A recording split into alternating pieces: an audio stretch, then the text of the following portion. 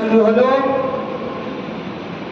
ক্রমে দেহে জ্বর শুরু হয়ে একটু একটু করে বৃদ্ধি পেতে লাগলো। জ্বর শুরু হয়ে গেল, তাদের জ্বর 13 দিন স্থায়ী ছিল, একটানা জ্বর 13 দিন ছিল। এই জ্বরের মধ্যে বিশ্ব নবী সাল্লাল্লাহু আলাইহি ওয়াসাল্লাম তার প্রিয় উম্মতকে হালাল হারাম সম্পর্কে কিছু উপদেশ দান করলেন।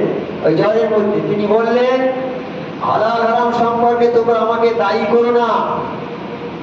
নবী সাল্লাল্লাহু বলছেন যে হালাল এবং হারাম সম্পর্কে আমাকে তোমরা দায়ী করো না। যা কিছু কোরআনে হালাল করেছে আমি তাই হালাল করেছি। নবী সাল্লাল্লাহু বলছে যে তোমরা হালাল হারাম সম্পর্কে আমাকে যেন কিছু দায়ী করো না।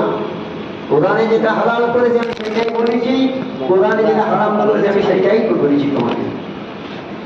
তিনি বললেন, এই জ্বরের মধ্যে বিশ্ব সরকার প্রিয় উম্মতকে হালাল হারাম সম্পর্কে কিছু উপদেশ দান করলেন। তিনি বললেন, হালাল